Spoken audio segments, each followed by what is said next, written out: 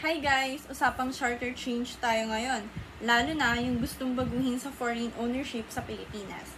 Ready? Let's go!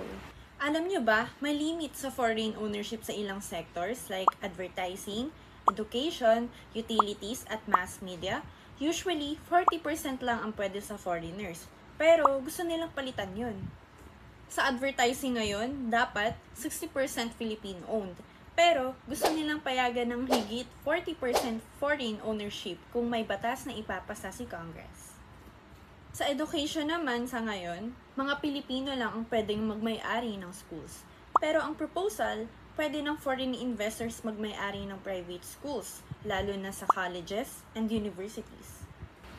Public utilities gaya ng kuryente, tubig at transport, gusto rin nilang payagan ng foreign companies na magkaroon ng mas malaking kontrol. Same din sa mass media. Pwedeng payagan ng foreign involvement depende sa desisyon ng Congress.